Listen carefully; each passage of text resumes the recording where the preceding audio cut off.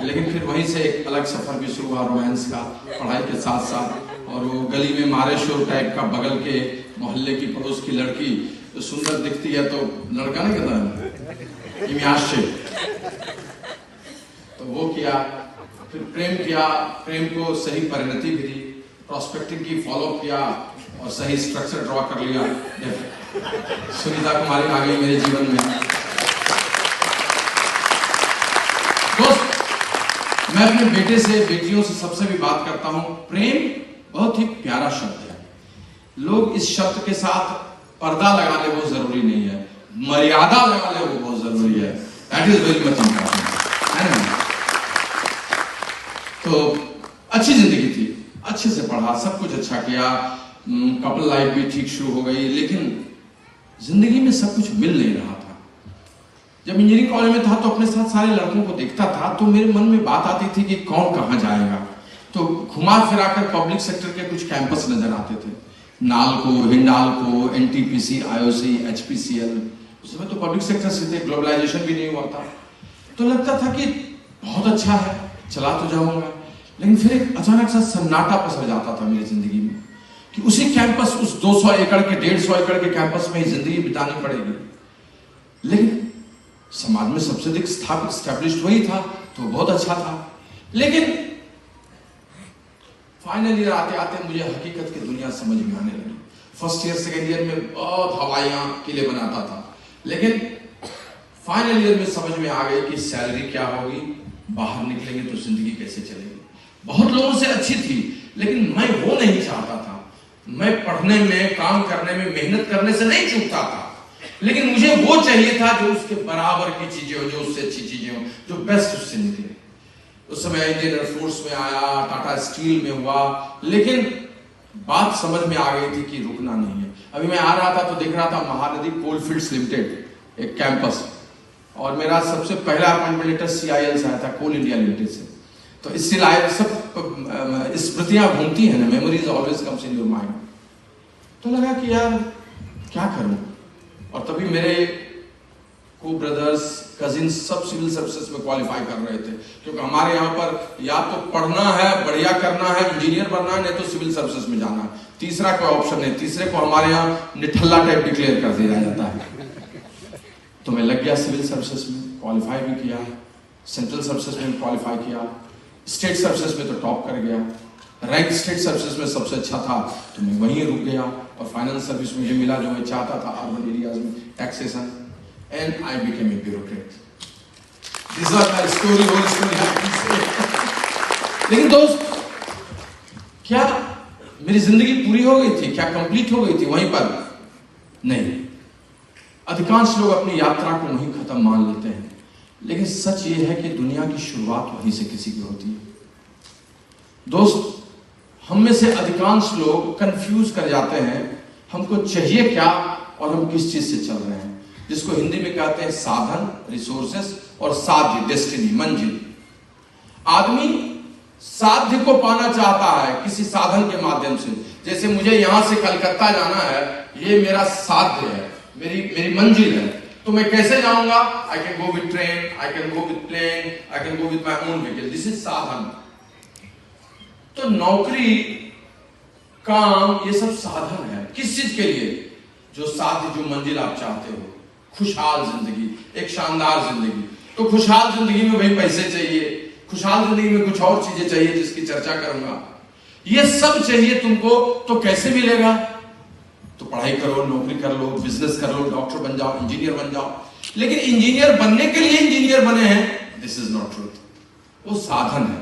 भगवान ने रात में दिया, वत्स प्रेमवत उठ जा, तू तो इंजीनियर बन जा। क्या वही मेरी डेस्टिनी थी? नहीं, ऐसा कुछ नहीं। मैं चाहता था एक बहुत अच्छी जिंदगी, एक ऐसी जिंदगी जिस जिंदगी में मेरे पास एक बहुत अच्छा घर हो, शानदार घर हो। अब शानदार घर की परिभाषा मैं न तो एक झोपड़ी से कर रहा हूं, क्योंकि एक रेफरेंस की चीज है, और न तो एंटीला से कर रहा हूं, जो मुकेश भाई अंबानी का शानदार घर मुंबई में। लेकिन एक ऐसे घर से जरूर कर रहा हूं जो मेरे सपनों का घर हो, जिसमें मैं अच्छे से खूबसूरत तरीके से रहूं। मेरा सपना था कि मेरा घर कम से कम डुप्लेक्स जैसा हो, कम से कम 8-10 हज़ार स्क्वायर फीट में हो, कम से कम उसके अंदर में कमरे अच्छे हों, जब घुसूं तो अंदर ड्राइंग रूम में घुसते ही पोर्टिको में जैसे गाड़ी रुके तो एकदम चमचम करता हुआ मार्बल हो, खोलते ही कोई आए और खोले स्टुअर्ट और कहे कि सर चलिए। अंदर जाऊं तो सुंदर सा ड्राइंग रूम हो, खूब बढ़िया, माता पिता बैठे हो, चाय पी रहे हो, खुश होकर मुंह बोले बेटा आ गए क्या। मैं उनके तरफ देखूं तब तक कोई भाई उधर से बात करे, तब तक उसके बीच से एक सर्पीली सीढ़ी ऊपर जाती हो, उसमें से खूबसूरत नीले रंग का गाउन पहने हुए बीवी बोले देर क्या कर रहे हो, जल्दी से ऊपर आओ। हो गया, पेरेंट्स को जितना करना था वैसा करो। ऊपर में बेडरूम शानदार, बीवी हो, फिर खाना खाएं, फिर नीचे उतरे सबके साथ, खूब शानदार 11 बजे चाय पिए, मस्त होकर अपने कमरे में सोए। कल सवेरे फिर मेरी जिंदगी शुरू हो। हफ्ते में घूमने के लिए अच्छी जगहों पर जाएं, जिसको भी मन हो उसको छोटे छोटे चेक से दे सकें, जब भी मन हो कभी कोई जर्नी कर सकें, वैल्यू एडिशन कर सकें, खुशनुमा रह सकें, अपनी शर्तों पर जिंदगी जी सकें। और इतना सपना तो देखना लाजमी था। अगर मैं 14 घंटे मेहनत करूं, 12 घंटे पढ़ाई करूं, 10 घंटे पढ़ाई करूं या कोई काम करूं, तो मुझे नेट रिजल्ट अगले 8, 10 साल, 15 साल में ऐसा तो मिले। लेकिन वैसा मिलता कुछ नहीं दिख रहा था। ऐसा नहीं था कि मैं कोई बुरी जिंदगी में था। I was in a very good job, मेरे पास जीवन था, लेकिन जीवन शैली नहीं थी। और मेरे पास पैसे थे, लेकिन पैसों की थैली नहीं थी।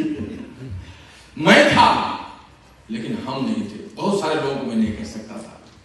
मैं अपनी जिंदगी में अपने माता पिता को दशहरे दीपावली में कपड़े दे सकता था, एक फ्लैट खरीद सकता था, कार खरीद सकता था, लेकिन मेरे लिए जिंदगी संपूर्ण वही नहीं थी। लेकिन मेरे पास कोई उपाय नहीं था। मैं क्या करता? छोड़ के कहीं चला जाता? पागल था मैं, नौकरी छोड़ देता? तो क्या करता मैं? कोई बिजनेस करता, बहुत सारी पूंजी न कर सकता था, एक्सपीरियंस नहीं, घर में किसी ने देखा नहीं। मैंने कोई ऐसी किताब उस समय रॉबर्ट कियोसाकी की नहीं पढ़ी थी जिसमें एम्प्लॉयर और एम्प्लॉय का डिफरेंस मैं जानूं। मुझे पता नहीं था कि समय बेचने वाला बड़ा होता है या समय खरीदने वाला। मुझे तो बस इतना पता था कि जो बताया गया है समाज में उसके अनुसार मैंने बेस्ट किया है, तो मुझे बेस्ट लाइफस्टाइल मिली। लेकिन दोस्त, वो नहीं अलका याग्निक का गाना है कि सारे सपने कहाँ खो गए, हाय हम क्या से क्या हो गए, तो वो वाली मेरी हाल थी। और ये सब करते कुराते 3-4 साल निकल गया, समझ नहीं हो रहा था कि हो क्या रहा है। अपने चौराहे पर, किसी इनकम टैक्स चौराहे पर, डाक बंगले चौराहे पर अपनी सरकारी गाड़ी से जाता था, बगल में लंबी गाड़ी देखता था, किसी को तो लगता था देख के वो बहुत मुझसे बहुत स्मार्ट और पढ़ा लिखा तो लगता नहीं था, लेकिन उसके पास लंबी कार थी। कभी देखता था, जाता था बिहार इंडस्ट्रीज एसोसिएशन में कहीं पर, तो देखता था कैसे कैसे लोग हैं, and I was thinking that what I have done mistake in my life. समझ में बात नहीं आती थी, यही कंफ्यूजन था। और इसमें 3-4 साल निकल गए। हमारे पिताजी कहा करते थे कि जब आधा जीवन बीत गया, वनवासी सा रोते गाते, तब जाकर पता चला इस दुनिया में सोने के हिरन नहीं, सोने के हिरन नहीं होते। और मुझे बहुत फ्रस्ट्रेशन होता था, मुझे कुछ करना चाहिए। दोस्त, कहते हैं ना कि अगर भगवान ने आपको आंख दी है तो बहुत सौभाग्यशाली आप आदमी है। मैं आपको दूसरे सेशन में बताऊंगा भी आप कैसे अरबपति हैं।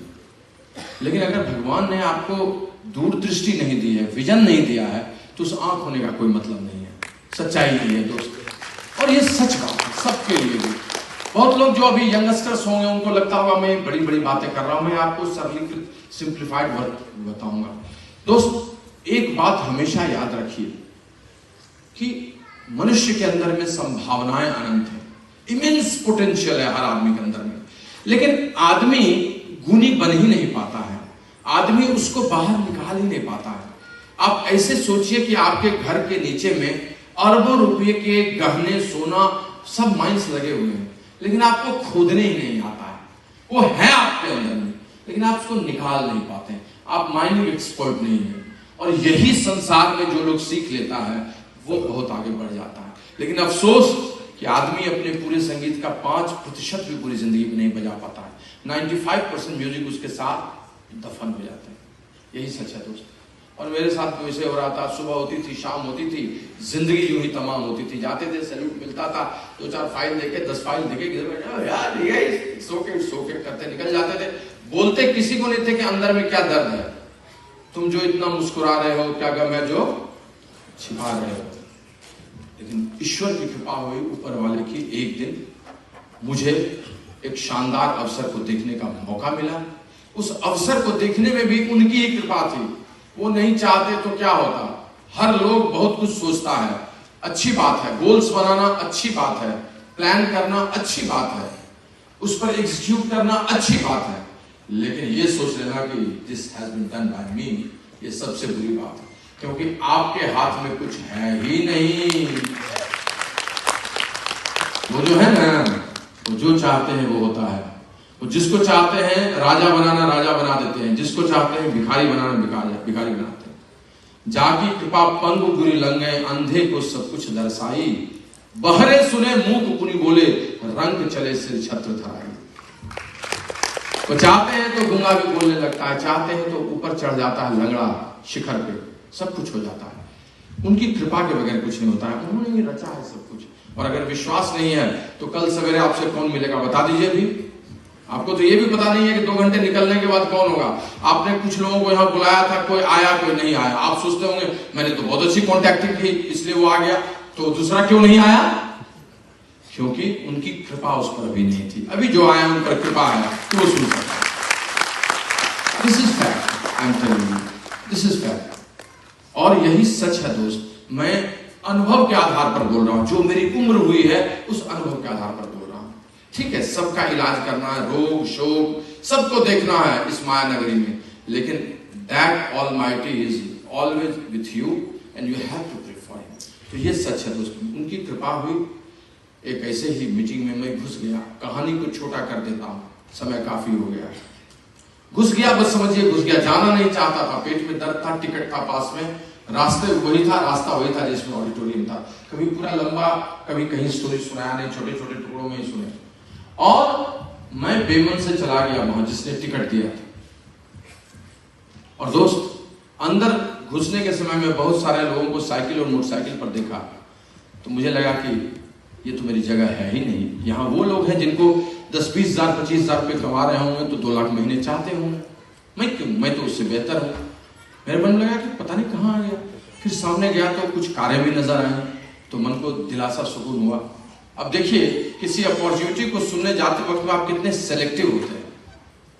लेकिन कभी सोचते हैं सिनेमा हॉल में जाते हैं कि बगल का टिकट कटा के कोई मजदूर बैठ जाएगा तो आप उसको हटा पाएंगे?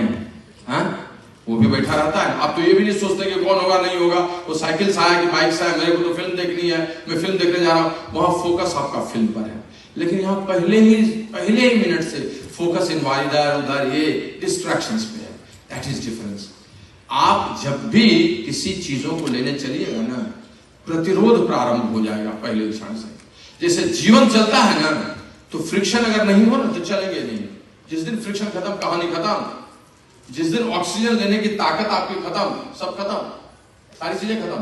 प्रतिरोध करना, विरोध करना, संघर्ष करना, जीवन में विपरीत चीजों का आना, यह जब तक नहीं होता है तब तक आप सीना चीर कर नहीं निकल पाते हैं, आप पुनर्नवा नहीं बनते हैं। ये सच है दोस्त, और यही होता है हर जगह। When I entered in the hall, I was mesmerized. The electrifying atmosphere was there. Everybody was appreciating it. The person came on stage and he was in that fluent mode to speak and inspiring everybody. मैं आपको बता नहीं सकता हूँ, मैं तो पागल हो गया बैठकर। कहा कहाँ आ गए भाई साहब। उसने 2 घंटे में बता दिया कि बॉस लाइफ क्या है, बॉस सक्सेस का डेफिनेशन क्या है। उसने 2 घंटे में बता दिया, आदमी को अगर चाहे तो 3 से 5 वर्षों में अपने जीवन की दिशा बदल सकता है। किसी एक अच्छे क्षेत्र को चुन ले जिसको मैं बता रहा हूं, और उसमें कंसिस्टेंट और परसिस्टेंट हो जाए। और दोस्त, सच यही है, आप अपनी जिंदगी में 20 वर्षों में कोई चीज लेते हैं ना, तो एक्चुअली उसका टोटल एक्सट्रैक्ट निकालिए तो बेस्ट 5 years 7 years आएगा जिसमें आपने काम किया। टुकड़े टुकड़े में 2 साल इस समय, 1 साल उस समय, 2 साल उस समय, 1 साल उस समय। आई तो पर्सनली फील इट, मैं तो इसको महसूस करता हूं।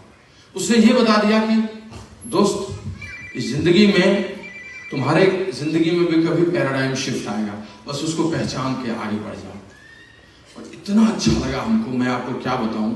मैं घर गया तो लगा जैसे कि मेरा संसार बदल गया है। जैसे लगा कि मेरे पूरे एक मूर्ति हो जिसके ऊपर मिट्टी हो, और किसी ने फव्वारे से, पानी के जेट स्ट्रीम से सारा मिट्टी हटा दिया हो, वो मूर्ति निकल आई हो। आई वॉज एक्साइटेड, कर देंगे सब कुछ। लेकिन कल सवेरे होते ही एकदम जस्ट 1 साल पहले बेटी हुई थी मेरी, जिसकी शादी तय होगी, उसका चेहरा उसके साथ ओल्लो मुल्लो गुल्लो करते हुए बीवी को आज सुंदर चेहरा देखते हुए, अपने ऑफिस की फाइल देखते हुए, अखबार दूध सब में ऐसा दिमाग उलझ गया कि फिर लगा छोड़ो यार ऑफिसर तो हूं ही, सब कुछ ठीक है ही, अब फिर से जिंदगी में कहां उठाएं कोई काम। The biggest challenge with anybody is that to restart. Start कोई कर लेता है, लेकिन रीस्टार्ट करना सबके लिए बहुत टफ होता है। That I am telling you. सब कुत्ता काशी ही चला जाएगा तो फिर यहाँ कौन रहेगा, है ना? कुछ लोगों को तो रहना चाहिए। सब लोग एमए में डायमंड भी हो जाएंगे तो फिर फ्लाइट कौन चलाएगा, ये कौन चलाएगा? बहुत लोग कहते हैं ना। And I become sluggish, complacent. लेकिन दोस्त वही कहा ना कि भगवान किसी को आंख देते हैं तो दृष्टि है, लेकिन दूर दृष्टि दे देते हैं तो चीजें बदल जाती हैं। एक दिन आया, एक सीढ़ी आया, एक चीजें आई, मेरे आंख के सामने से सारे पर्दे खुल गए और फिर उसके बाद उस सेमिनार में मुझे पीछे मुड़ने का मौका नहीं दिया।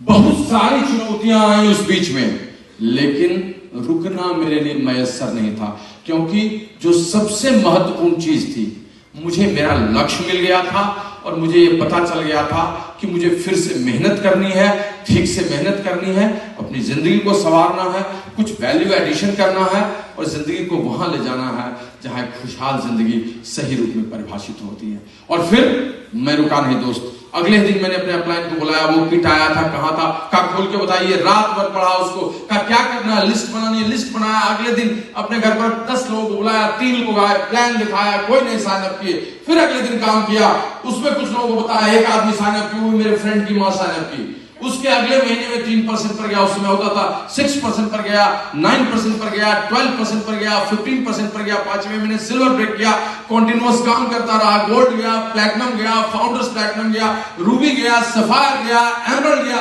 सब धड़ाधड़ जाता चला गया, पीछे नहीं गया।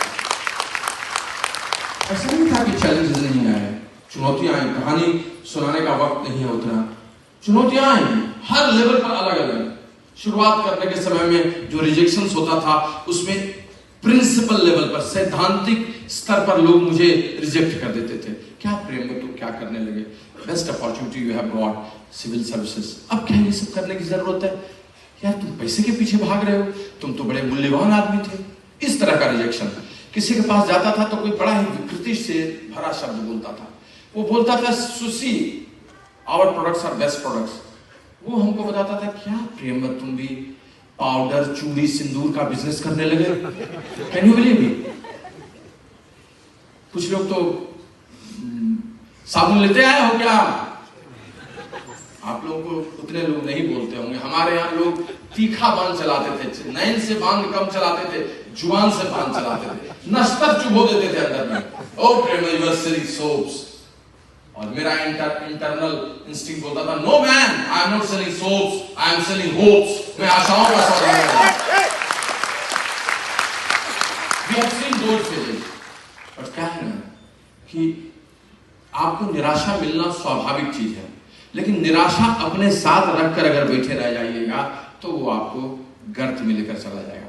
लेकिन उसकी काट अगर आप हमेशा तैयार कीजिएगा ना, सब कुछ हो जाएगा। एक सेंटेंस है जिसने बहुत अच्छी बात कहा कि विल पावर बहुत बार काम नहीं करता है, काम करता है एनवायरनमेंट, काम करता है एसोसिएशन, जहां आप फिर से पॉजिटिविटी में आ जाते हैं, एक्साइटेड हो जाते हैं। आप कितना भी अपने आप को विद्वान समझिए, बड़े पिंपर समझिए, घर में रहकर आपको उतना उत्साह नहीं आएगा जितना हजारों तालियां बजेगी और आपको उत्साह आएगा। आप निर्दोषता में प्रवेश नहीं कर सकते हैं ज्ञान के साथ, और ये सच है दोस्त। मैंने एक ही काम किया, मैंने मीटिंग्स को, सीरीज को, सबको पकड़े रहा मैं, और मैं हमेशा इंस्पायर होता रहा उन लोगों से जो सफल होने के लिए पागल हैं, जो आगे बढ़ते हैं, और इसीलिए मैं चुनौतियों को काटता रहा। प्लैटिनम फाउंडर्स प्लैटिनम जाने के समय मेरे पास चुनौतियां थी, मेरे ग्रुप में कोई सीरियस नहीं था। शुरुआती दौर में तो मेरे ग्रुप में इतनी सारी, सबकी, चूंकि गवर्नमेंट जॉब में रहते थे तो सबकी वाइफ आती थी, लेडीज आ जाती थी, कुछ और लड़कियां। अब 9% जाते जाते मैं जब ओपन मीटिंग में 12% जाता था तो 8-10 लेडीज मेरे साथ जा रही हैं। अब सब लोग क्या हो रहा है यार, पाइप ऑफ गुलिवर में नहीं है, वो वाला हाल था। जहां मैं रहता था वहां मेरी एक बड़ी अच्छी यशोदा आंटी थी, I mean you must be knowing, I mean she is, I mean grand mother of, I mean that family, जो अभी इस बार सबसे कम में एमपी भी हुई है समस्तीपुर से, उनकी नानी ससुर साहब, वहां हम लोग साथ रहते थे। वो कहती थी इसको, सुनीता अरे कैसा बिजनेस प्रेमवत जी किए हैं, तुम बच्चा को 6 महीने लेकर गोद में बैठी हो, देख रहा हूं सबको मीटिंग ले रहे हैं, 8-8, 10-10 लेडीज है।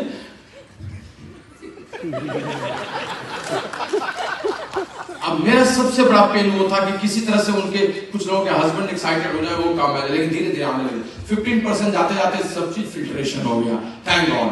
And I am doing all those things in evening meetings, हर जगह इवनिंग मीटिंग करने लगा। उसमें मेरी चुनौती थी कुछ लोगों को लाना, 10,000 पीवी रिपीट हो, हर एक तारीख को लगता था कि पिछले महीने तो हो गया, अब अगले महीने कैसे होगा भाई, नहीं होगा भाई।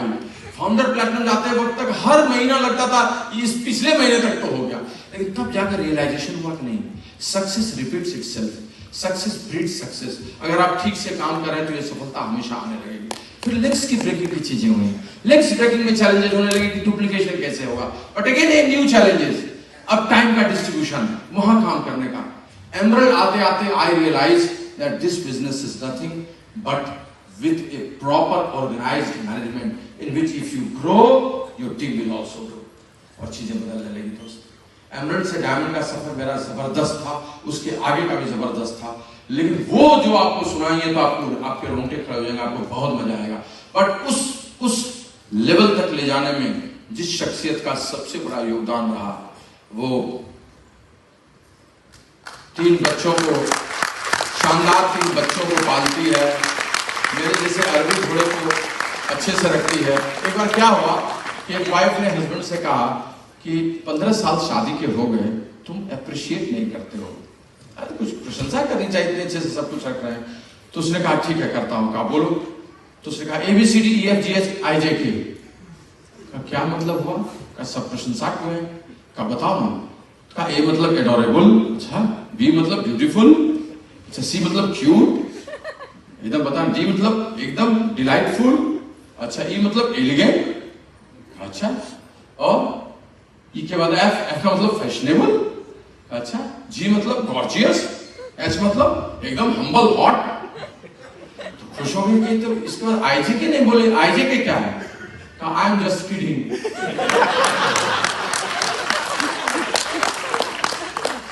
This is not with me, I am telling you. She is really adorable, she is really beautiful, she is really cute, she is really master of the house, and doing the best of the best of the best. All of that are the real Smita ji.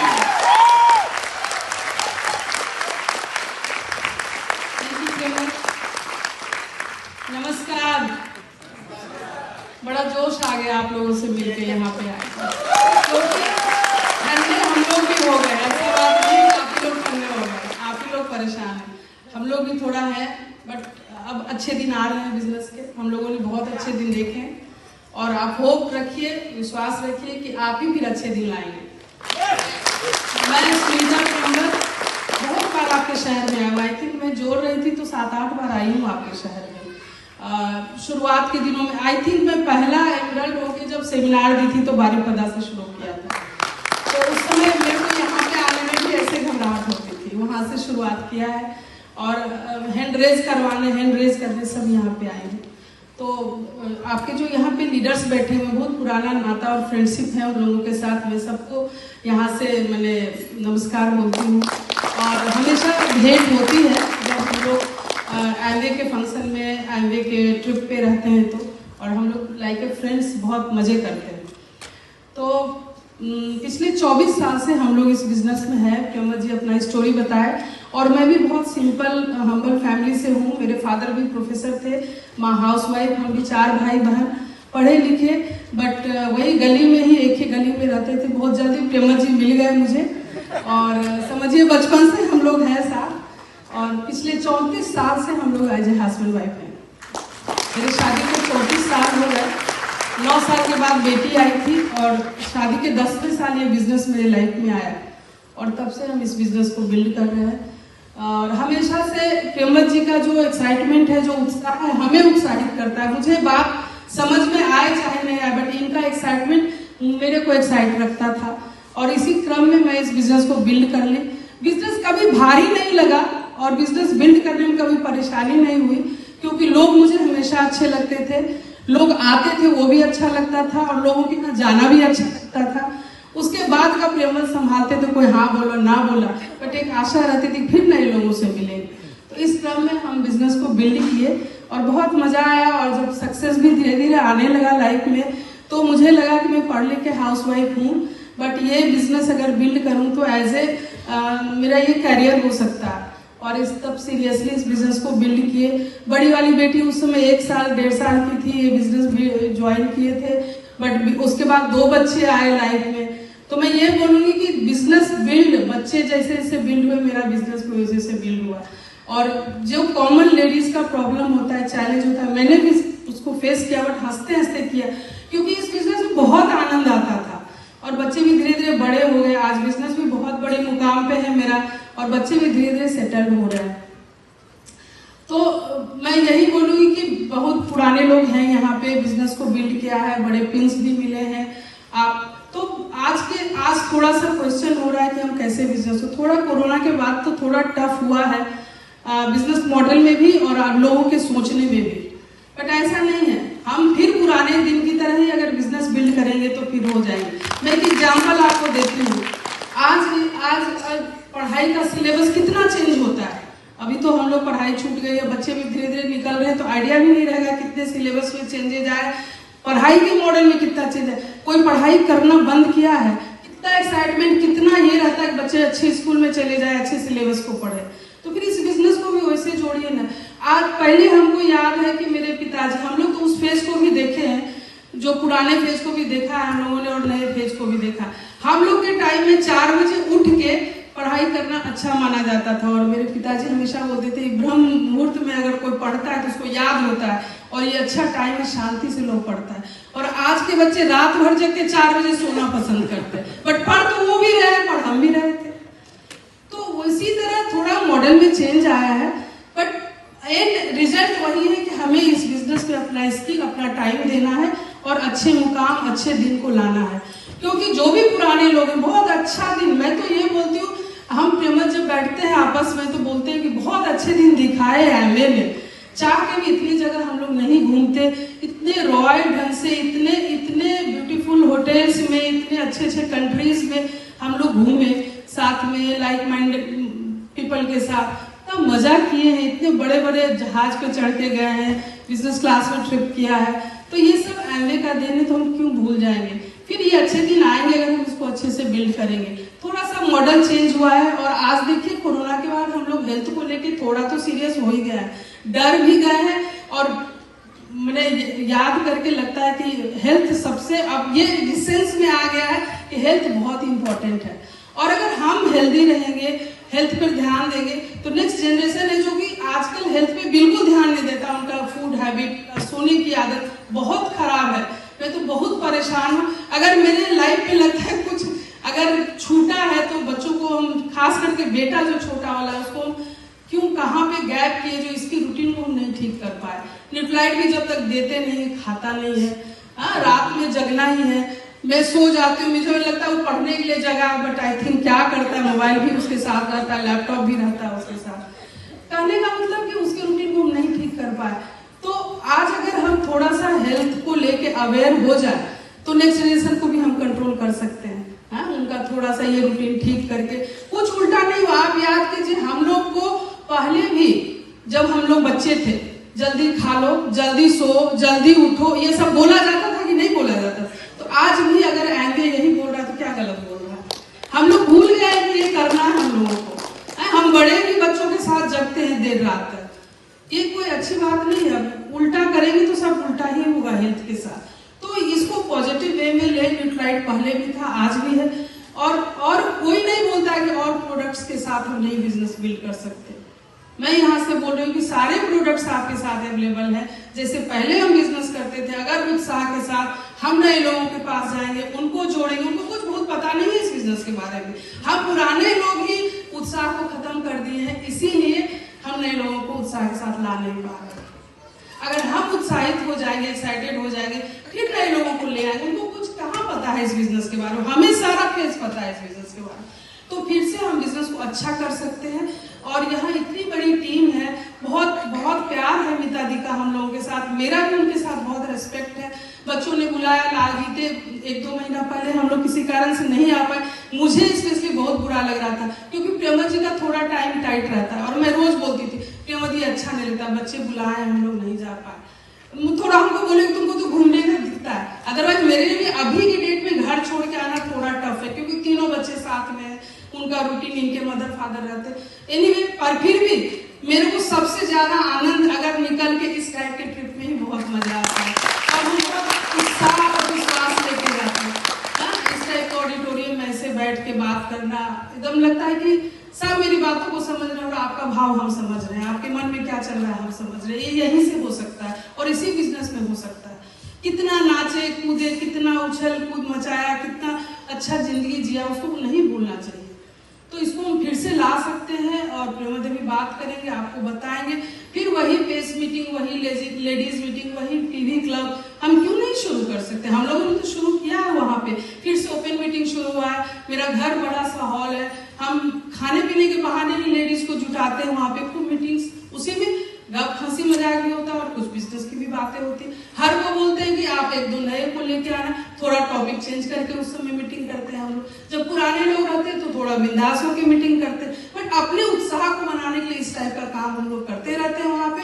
आप लोग भी कीजिए, फिर वही दिन लौट आएगा और आपके एक्साइटमेंट से ही फिर वो मैग्नेट आप में आएगा, जो नए लोग आपसे आकर्षित होकर आएंगे आपके, और फिर से नया फील आएगा, आप में भी उत्साह आएगा, पैसे भी घर पे आएंगे, फिर से हम लोग ट्रिप शुरू करेंगे और जो शेष आगे का जीवन है स्वस्थ होकर न्यूट लाइट के साथ हम लोग जिएंगे। थैंक यू बहुत बहुत। क्या बात है, और जोरदार तालियां होनी चाहिए।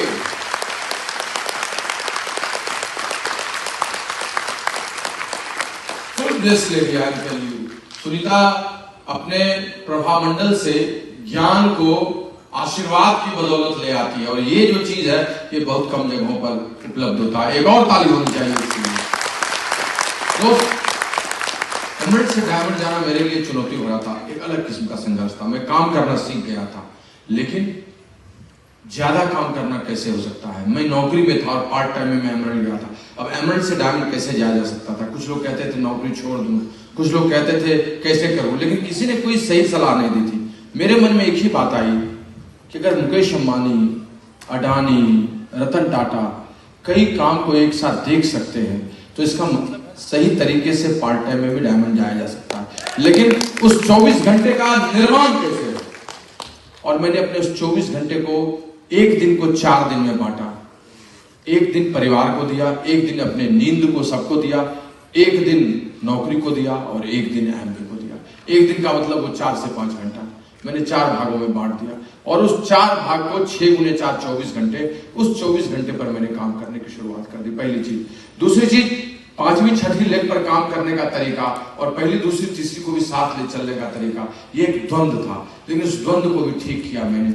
और इंटेंशन, मंशा पवित्र रखी। कभी भी अपने बड़े बच्चे से अपने आप को मरहूम नहीं किया, उनको इंपावर्ड करता रहा, उनके डेप्थ में काम करता रहा, किंतु बगल के लोगों के साथ वॉल्यूम क्रिएशन भी करता रहा। लेकिन ईश्वर का कुछ और ही मंजूर था, उन्होंने और संघर्ष दे दिया, और डायमंड शिप के समय मुझे मेरी पोस्टिंग बाहर कर दी। एक ऐसे हमारे शख्सियत आए जिनको मंजूर नहीं था मेरी सफलता। और कहते हैं ना कि दुनिया में क्रोध कोई खराब भाव नहीं है, कई तरह के भाव हैं। प्रेम है, स्नेह, श्रृंगार है, करुणा है, क्रोध है, ईर्ष्या, सब है। तो क्रोध उतना बुरा भाव नहीं है, क्योंकि क्रोध बहुत फुर्तीला होता है, जैसे आएगा वैसे चला जाएगा। लेकिन क्रोध अगर आपके साथ लगातार रह गया, एक दिन 2 दिन रह गया, तो वो ईर्ष्या में बदल जाता है, जेलसी में। और दुनिया में सबसे खराब भाव अगर कोई है तो वो ईर्ष्या है। क्रोध का अचार या मुरब्बा ईर्ष्या है, आप ऐसे समझिए। क्रोध जब सड़ जाता है तो वही जेलसी में कन्वर्ट हो जाता है, और दुनिया में जेलसी लोगों को कहां पहुंचा देता है आप उसकी कल्पना नहीं कर सकते हैं। उसका कोई अर्थ ही नहीं होता है, उसका सुख दूसरों को दुखी देखने में होता है, और ये उसको नीचे लेकर चला जाता है। तो ऐसे ही कुछ शख्सियत थे जिन लोगों को ऐसा लगा, और उन्होंने सब कुछ के बावजूद भी मेरे इस बिजनेस को थोड़ा डिस्ट्रैक्ट करने के लिए किया। लेकिन भगवान कहते हैं कि तुम कुछ करो, तुम यहां से काटोगे, तुम चीजें वहां निकल जाएंगी, तुम यहां काटोगे, चीजें वहां निकल जाएंगी। तुम किसी का क्या रोक सकते हो, उसका कोई बुरा क्या कर सकता है? कहते हैं ना ज्योतिषी में, कुंडली में, किंग कुर्वेत यदि केंद्रे बृहस्पति, उस आदमी का कोई क्या बिगाड़ सकता है जिसके केंद्र में बृहस्पति ग्रह बैठे हो। उसी तरह से उस आदमी का कोई क्या बिगाड़ सकता है जिस पर ईश्वर की छाया हो और वो अच्छे कर्म कर रहा हो। जहाँ मेरा ट्रांसफर हुआ वहां मेरे को 10 बजे सवेरे पहुंचना था। ये सब कभी मैंने चर्चा नहीं की है, मैं बताता हूँ। मैं 8:30 बजे अपनी गाड़ी में बैठता था और 10 बजे पहुंचता था, और अपनी गाड़ी से जाना शुरू किया ट्रेन की बदौलत। नतीजन वहां पोस्टेड और ऑफिसर्स को अच्छा लगने लगा, वो मेरी गाड़ी में बैठने लगा, अरे आप जा रहे हैं ले चलिए, और उधर के अच्छे लोगों को ले जाने लगा। मैं ढो ढो के नाश्ता भी कराता था, लेकिन मैं सीडी सुनता जाता था, वो भी सीडी सुनते जाते थे, और सीडी सुनते आते। आप सोच लीजिए क्या हुआ होगा। वहीं से सब की ब्रेकिंग होने लगी। 4000 की भी 3 महीने में हो गया। मैंने सोचा अब तो मैं दिसंबर से क्वालिफिकेशन शुरू कर दूं, और दिसंबर से वो ले ब्रेक 10,000 की भी वो डेफ्ट में उनको डाल दिया, चाहिए खत्म। मुद्दे लाख बुरा चाहे तो क्या होता है, वही होता है जो मंजूर है। मेरी डायमंड क्वालिफिकेशन शुरू हो गई और फिर चीजें बदल गई। तब तक मैं एक बड़े मिनिस्टर के प्राइवेट सेक्रेटरी के रूप में फिर से पटना लौट गया, और फिर वहां बैठ गया और कहानी बदल गई, और मेहनत करने की शुरुआत कर दी। जून आते आते मेरे साथ एक और शख्सियत, उसने भी मार से डायमंड क्वालिफिकेशन शुरू कर दी। अब तो मजा आ गया, कटोरे पर कटोरा, बेटा बाप से भी गोरा। और उसी साल जून में आई ब्रोक डायमंड शिप। अगस्त में मेरी पहली ब्रेक हो गया, अनुजन प्रतिमा पायल सिंह। और फिर तो अचानक माहौल बदल गया। मैं खुश, जमाना खुश, सब कुछ खुश, और फिर लगने लगा अरे ये कहाँ आ गए। वही प्रेमवत जो पहले था एमराल्ड तक, वही डायमंड के बाद लोग कैसी नजरों से देखने लगे। मैं वही दर्पण, वही ना जाने रे क्या हो गया कि सब कुछ लागे नया नया, सब नया लगने लगा, सबको अच्छा लगने लगा। मैं खुश, मजा आने लगा। फिर तो और काम करने लगा, चीजें बदलने लगी। 2010 में और जबरदस्त क्रांति आने लगी। लेग्स आफ्टर लेग्स ब्रेक होने लगे, नीचे एमराल्ड्स आने लगे। 2011-12 आते आते ऐसा लगा जैसे कि भूचाल आ गया है। अगर डायमंडशिप बिजनेस की क्रांति है तो फाउंडरशिप उस बिजनेस की शांति है, गहराई है, एकदम सॉलिड बिजनेस होने की बात है। और जब वैसी स्थिति आने लगी तो फिर एक दिन अपने अपर बॉस के पास गया, और उनके पास जाकर, जिनका प्रिय था, सब लोग बहुत प्यार करते थे, एक आदमी को छोड़कर पूरी नौकरी में हाथ पकड़कर लोग रोके हुए थे, जिनको लगता है दिक्कतें, कोई दिक्कतें नहीं होती हैं, आप अपना काम हो परफॉर्म ठीक तरह से करें तो वो भी आपको प्यार करेंगे। आप शाम को कहीं पर काम कर रहे हैं और सच में वो जान रहे हैं तो एक आध लोगों को छोड़ के सबको लगेगा कि बाकी लोग तो टीवी देखते हैं, इधर उधर जाते हैं, एस्प्लेनेड मॉल में जाते हैं, ये आदमी तो और भी एक्स्ट्रा इनकम के लिए काम करता है, ये तो पराक्रमी आदमी है, वो आपको अप्रिशिएट करेगा अगर आप रियल परफॉर्मर हैं तो। And this was with me also. Nobody was saying anything. लेकिन अगले दिन मैं गया और अपने बॉस को कहा कि बॉस बड़ा मजा आया यहाँ काम करते हुए, 14 साल हो गए, लेकिन जिंदगी एक बार मिली है, कुर्सी को उस तरफ जाने के लिए मौका दीजिए। ये प्रेम पत्र लाया हूँ जिसमें इस्तीफा है, और मेरा टर्नओवर बड़ा हो गया, आप क्या करेंगे? और क्या प्रेम, तुम समझ रहे हो कैसी नौकरी में? मैं समझ रहा हूँ, लेकिन ये ले अपनी लकुट कमरिया, बहुत ही नाच नचा सूरदास तब से यशोदा ले कंठ लगाया, बट यहाँ बॉस कंठ नहीं लगाया। But it was the story, और देकर निकला। बहुत हमारे शुभ चिंतक थे, वो 4 बार इस्तीफा को फाड़े भी, लेकिन उनको पता नहीं था, फाइल ऊपर गई थी तो हमारे डिप्टी सीएम उन्होंने कहा कि कोई तंग कर रहा है क्या, he is topper of his batch, why he is resigning. फिर उनके पीएस ने समझाया कि he is taking on his own conditions and going for his betterment. Then he said to a you are the real entrepreneur, तुम उद्यमी हो, निकलो जहां तक जाना चाहते हो जाओ। है ना, लिखा है ना कि नीड न दो चाहे टहनी दो, आश्रय छिन्न भिन्न कर डालो।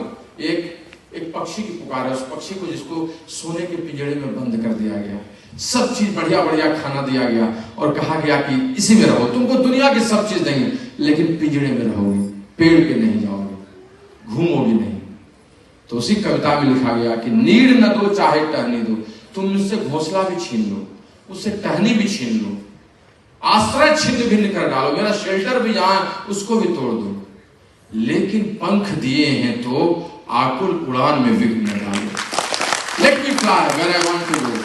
अगर तुमने, भगवान ने मुझे पंख दिया है, एक जिंदगी दी है, तो अपनी शर्तों पर जीने की तमन्ना पूरा करने दो। उस सोने के पिंजरे में मैं क्या करूंगा?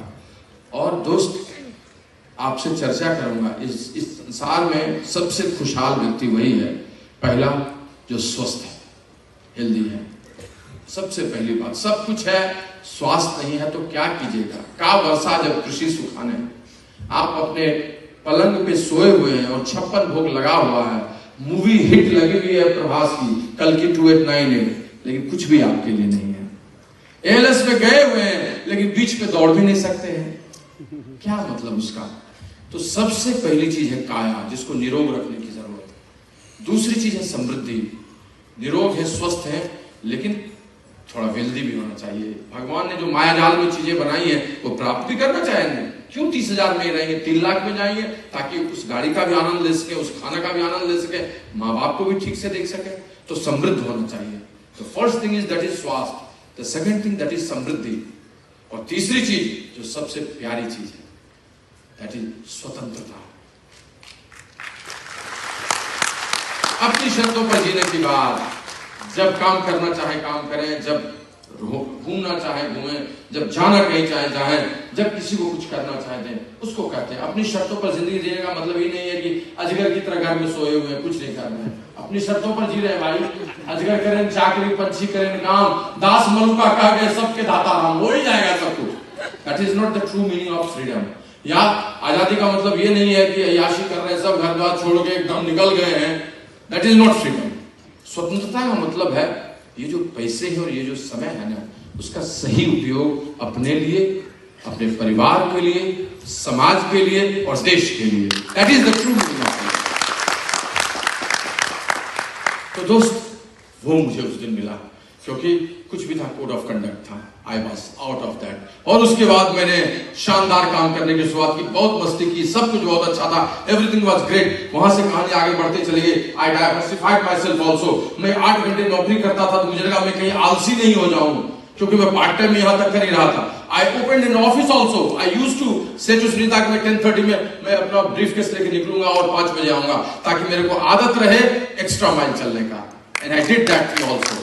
और डाइवर्सिफिकेशन भी क्या, that is not my story to discuss here, but I did also very good in that way also. वो भी बहुत बढ़िया रहा। लेकिन दोस्त, इस बीच में बीच पलता रहा आगे बढ़ने का। 2014 आते आते मुझे ऐसा लगने लगा जैसे कि मैं पीछे हो गया हूँ। और एडवाइजरी काउंसिल में जब गया तो मैंने फिर से गोल सेट किया अगले 5 साल का, 2015 से 2020 तक का, और मैंने पूरा पिक्चर तैयार किया उस समय के स्ट्रक्चर, उस समय के गेम प्लान के अकॉर्डिंगली।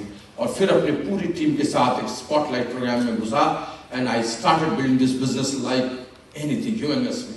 और फिर चीजें बदलने लगी।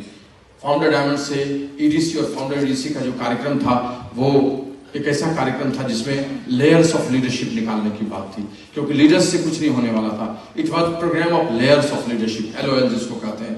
It was program in which आज काम तो कर रहे हैं लेकिन कल की फिक्र भी कर रहे हैं, आज जश्न मना रहे हैं लेकिन कल की फिक्र कर रहे हैं। और उस तरह से काम की जब शुरुआत की तो एक साथ कई, जैसे ना मल्टी बर्नर थ्योरी होता है कि आप कई चूल्हे पर एक साथ हलवाई को काम करते देखिएगा।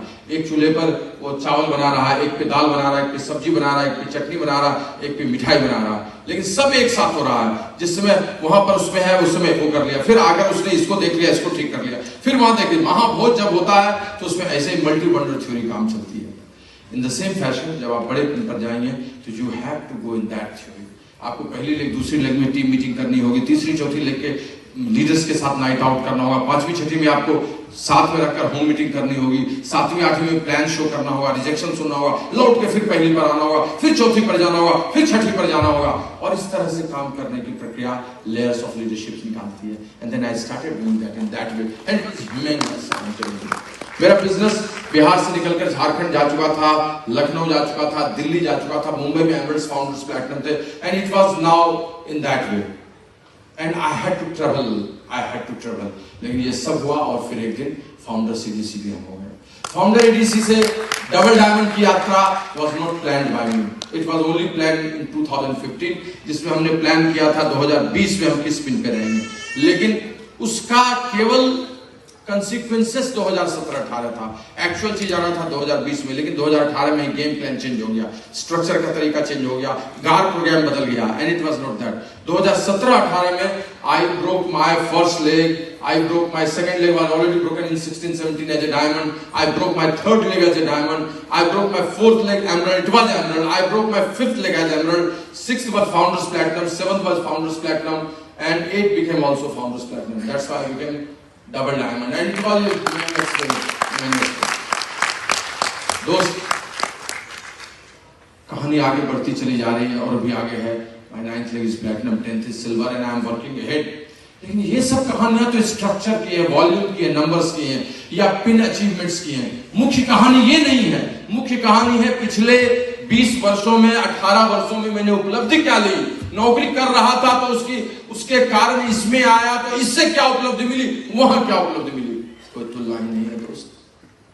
अद्भुत, अद्भुत और अद्भुत, इनक्रेडिबल आई कैन से। अगर मैं सक्सेस के डेफिनेशंस में बोलूं तो physical success, financial success, family success, spiritual success, सब में चीजें आगे बढ़ती चलेगी।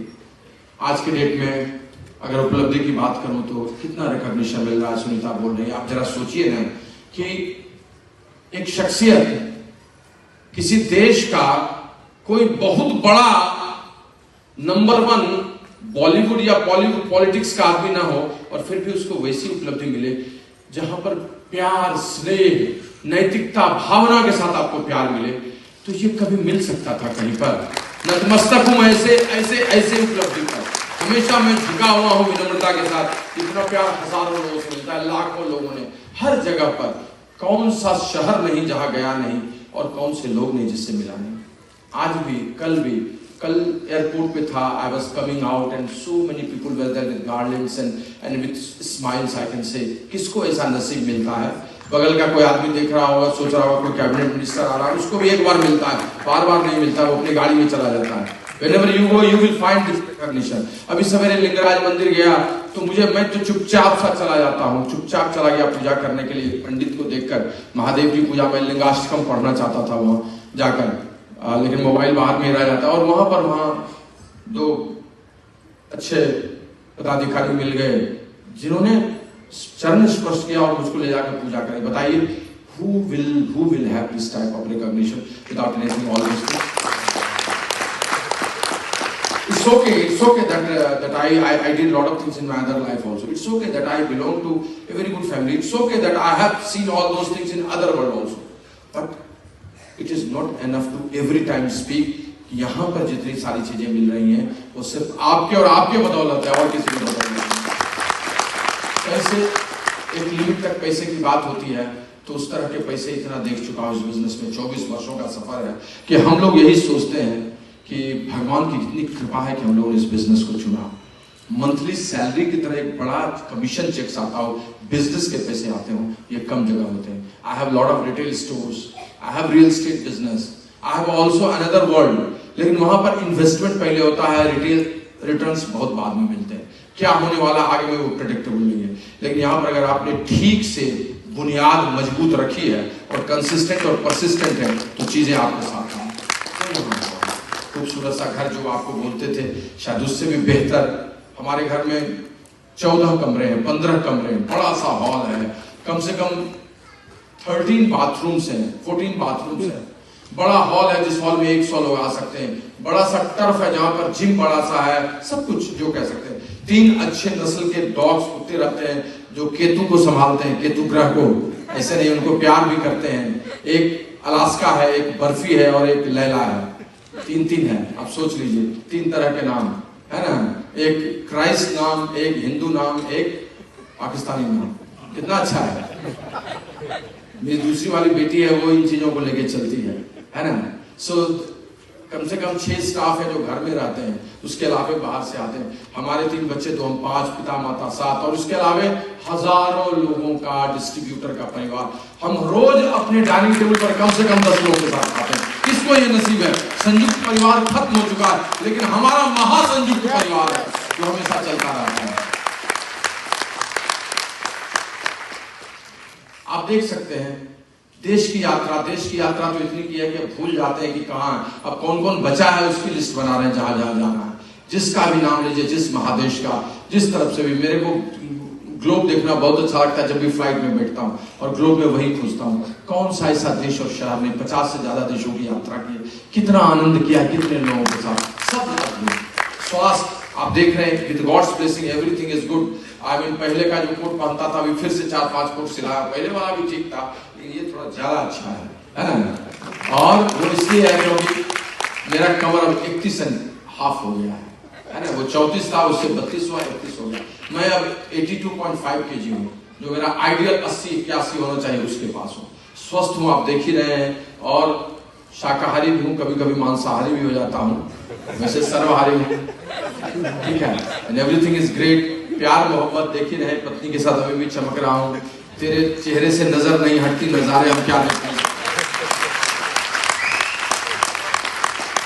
और मेरा प्यारा सा 4 लाइन है जो हर लोग हमेशा खोजता है, वो मैं कहता हूँ।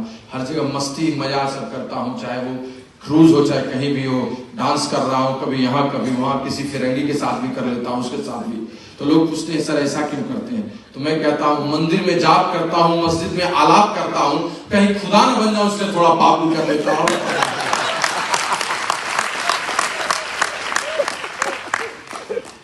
लाइफ इज ऑसम, जिंदगी इतनी बेहतरीन है कि जिंदगी को जश्न मनाना है। दुख आएगा लेकिन उस दुख को सुख के फासले से दूर नहीं करना, उसको नजदीक करना, क्योंकि जिंदगी रोज की होती है।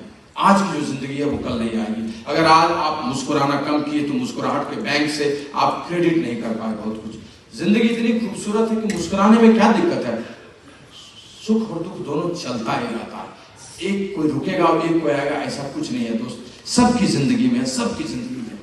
अमिताभ गए एक दिन अपने पिता के पास, हरवंश राय के पास, और कहे पापा आप बोले थे कि तुम्हारी 3-4 फिल्म हिट हो जाएगी तो फिर मामला रफा दफा हो जाएगा।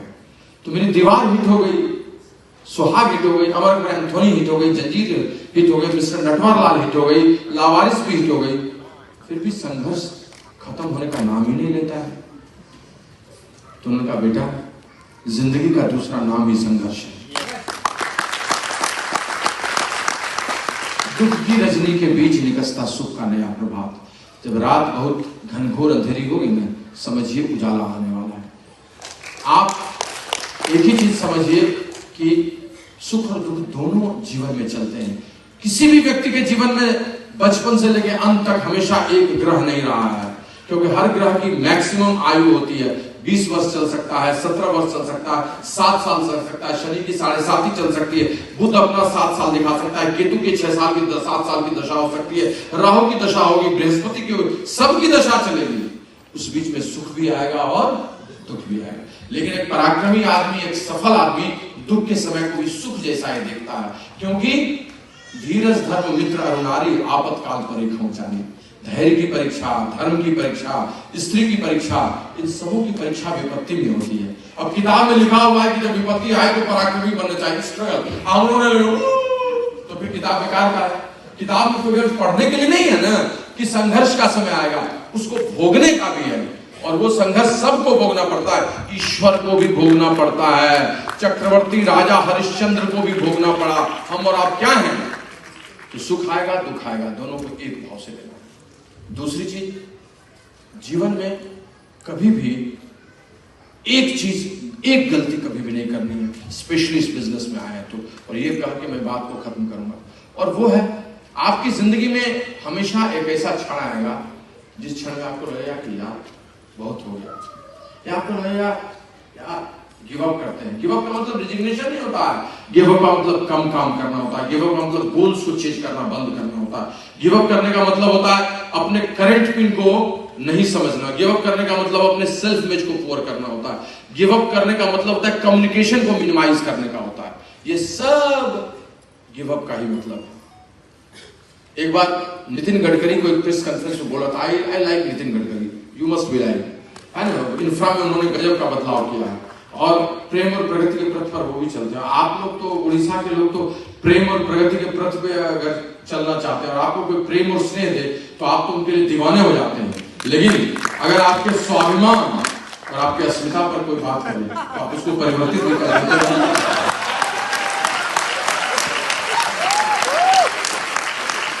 You people are awesome, that's what I'm telling you.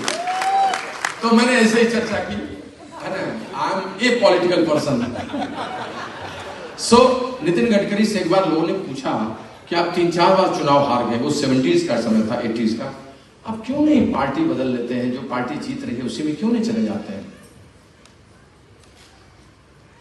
तो नितिन गडकरी ने रिचर्ड डिक्सन के एक स्टेटमेंट को बोला और कहा कि रिचर्ड डिक्सन ने कहा था कि a man has not been finished until he is fighting. A man will be finished when he will give up. एक आदमी तब तक खत्म नहीं होता है जब तक वो इस्तीफा नहीं देता है, तब तक छोड़ता नहीं। खत्म उस दिन होता है जिस दिन वो गिव अप करता है। दोस्त, आपकी जिंदगी में कई मोड़ आएंगे, कभी पतली सड़क आएगी, कभी चौड़ी सड़क आएगी, कभी आपका डाउनलाइन कोई काम नहीं करेगा, कभी एक 9% का आदमी रूठ जाएगा, कभी 15% का आदमी आपको धमकी देगा मैं हूं तो तुम हो, कभी कोई फाउंडर प्लेटिनम आपके साथ नहीं करेगा, कभी बॉस आपका बहुत चिड़चिड़ा हो जाएगा, कभी आप ट्रांसफर हो जाइएगा, कभी आपका जो पिन है कहाँ थे और कहाँ आ गए टाइप का आपको फील होगा, कभी आपके अपलाइन से आपको थोड़ा तकरार हो जाएगा, कभी बीवी से कुछ इनकार हो जाएगा। समस्याएं बहुत आपके जीवन में आएंगी, सब 2-4 दिन में सुलझ जाएंगे। आपका बॉस भी ठीक हो जाएगा, एक दिन आपकी बीवी भी ठीक हो जाएगी, डाउनलाइन भी ठीक हो जाएगा। चाहे कितना प्रॉब्लम ये सब आए, सब झेल लीजिएगा, लेकिन एक गलती कभी मत कीजिएगा। बीवी से लड़ भी लीजिएगा, अपलाइन से भी लड़ लीजिएगा, हो जाएगा 2-4 दिन में, सॉरी बॉस कर लीजिएगा, डाउनलाइन से भी लड़ जाइएगा, नया डाउनलाइन, जितने तरह की दुनिया में गलती है सब गलती कर लीजिए, मंजूर है। बिजनेस मत छोड़िएगा, इसको पकड़े रहिएगा तो सब बदल जाएगा, सब कुछ बदल जाएगा, सब कुछ बदल जाएगा। जब हमारे डबल डायमंड यूरिगन डायमंड गए थे, मेरा तो उसमें जन्म भी नहीं हुआ था, लेकिन उनको क्या पता था कि उसके 30 साल बाद एमवे इंडिया में जाएगा और एक बिहार में लड़का कोई बिजनेस की शुरुआत करेगा और जिस स्पीड पर वो है उस स्पीड तक पहुंच जाएगा। लेकिन ये हुआ, क्यों हुआ जानते हैं? मेरी प्रतिभा से नहीं, इसलिए हुआ क्योंकि ल्यूरिगन एमवे इंडिया के बिजनेस आने तक टिके रहे, इसीलिए ये हुआ। हो सकता है आज आपकी थर्ड लेग नहीं काम कर रही हो सकता है आपका विर्थ नहीं खुला हो, लेकिन आपको पता नहीं है कि दिसंबर में एक अचानक से शख्सियत आएगा, आपके साथ प्लान शो होगा, वो बिजनेस में आएगा, आप एक हेल्थ प्रेजेंटेशन करेंगे, वो आएगा और 3 महीने वो 9% जाएगा, 6 महीने वो 15% जाएगा, अगले साल वो ब्रेक कर देगा। लेकिन वो तभी होगा जब दिसंबर तक आप इस बिजनेस में टिके रहिएगा। That is the main question. गिरते हैं शहसवार ही मैदान जंग में, वो शख्स क्या गिरे जो घुटने के बल चले, वही आदमी आगे बढ़ता है जो टिका रहता है। इस संसार में हर जगह पर टिके रहने वाले की पूजा होती है और किसी की नहीं। भगवान भी तपस्या पर किसी से मोहित होते हैं, किसी की एक दिन की प्रार्थना से नहीं। राहुल द्रविड़ को इसलिए हम लोग नहीं पूछते हैं, इतना बड़ा कुछ नहीं कहते हैं कि वो सचिन से भी टैलेंटेड था, बस इसलिए वो पिच पे टिका रहता था, रन तो बनना ही था, रन तो बनना ही था। दिस इज ऑल अबाउट दोस्त, आपके साथ अगले सेशन में 40 मिनट बात करेंगे, बहुत मजेदार। तब तक के लिए लव यू, गॉड ब्लेस।